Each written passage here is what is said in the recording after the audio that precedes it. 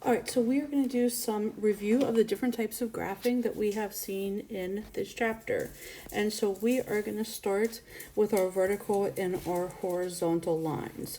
So when we see that x is equal to a number, hopefully by now we think that this is a vertical line.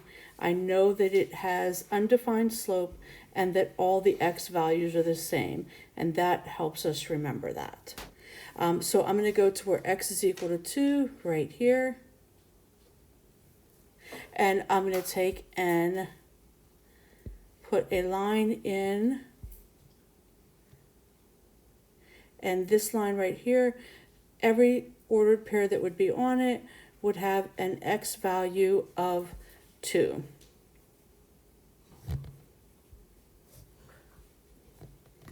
Okay, so that is an example of our vertical line when it's x equal a number.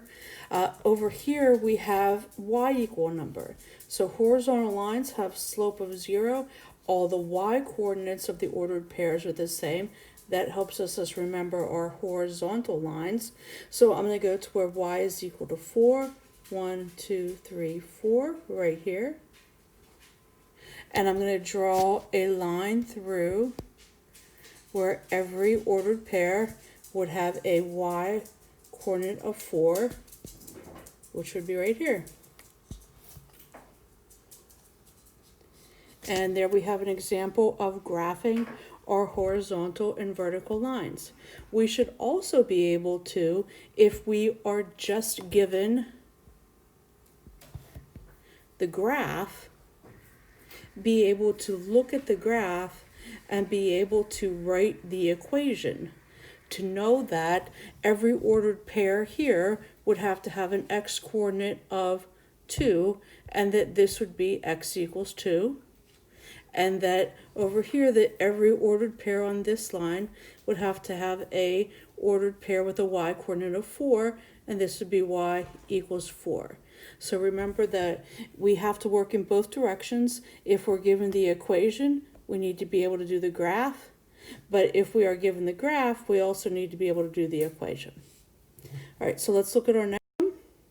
Our next one is given to us in slope-intercept form. And so we are going to go to our y-intercept and start at the point 0, 4, right here. And then our slope is a negative 2/3, which tells us to move down 2 and to the right 3.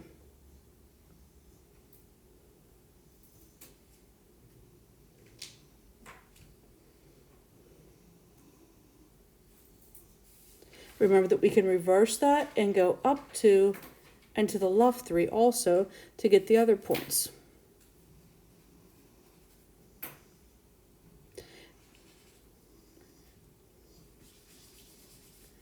And then we can take and draw our line through those points.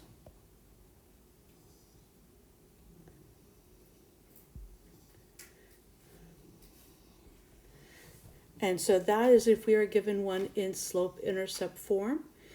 Keep in mind, we want to be able to do the reverse. So if we weren't given any of this information, and we were just given the line, we want to be able to look at that line, identify where the intercept is, identify what the slope is, and then write it into slope-intercept form. So if I identified that the intercept is right here at 0, 4, and then my slope is down 2, negative 2, and to the right 3, positive 3, I would be able to have enough information to write this as y equals negative 2/3 x plus 4. Okay. All right, let's look at the next one. The next one is given to us in point slope form. And when we're given point slope form, we have two choices of what we can do. We could take and look at the point slope form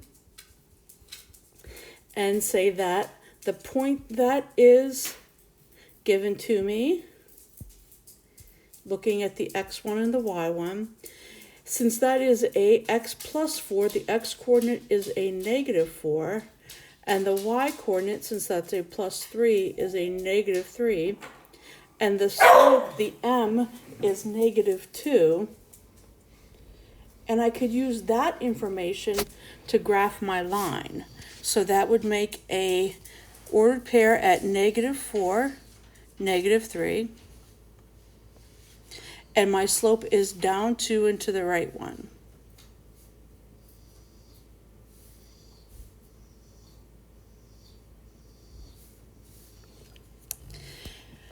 And I could draw my line from there. The other thing that I could do is I could take and distribute this and make this -2x minus 8, and then do the inverse there, which is to subtract 3, and I'll get y equals -2x minus 11. And that will tell me that my y-intercept is at the point 0, -11.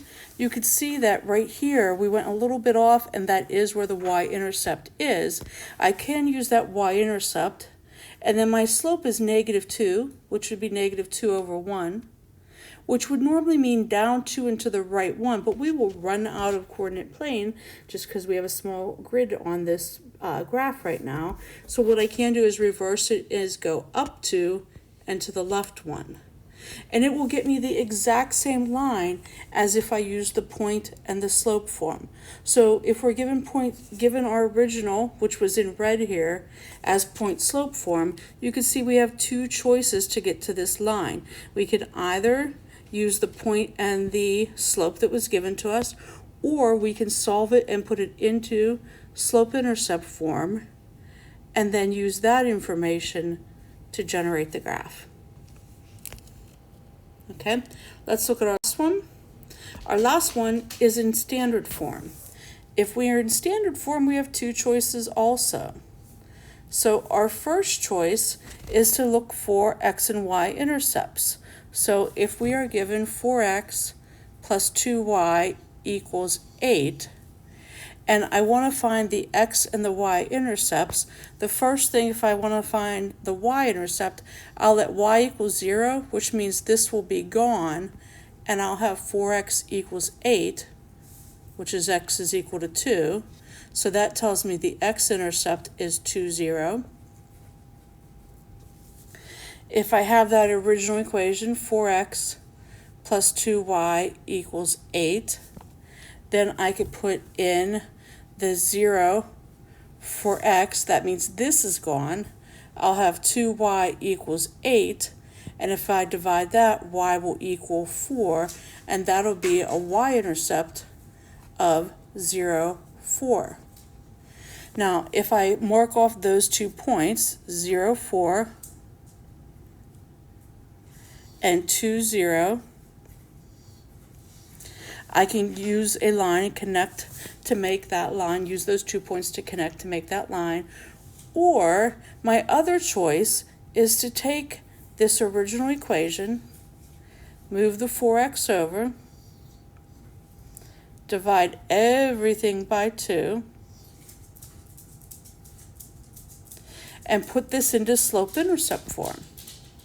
And when I put this into slope-intercept form, look, the y-intercept is still the same thing. The y-intercept is still at 0, 4. Same thing as when I found it that way. And then I would use the slope of -2, which is -2/1, which is down to right 1. If I start here at the y-intercept, and I go down 2 into the right 1, there's a point. If I go down 2 into the right 1 again, look how I run into that x-intercept.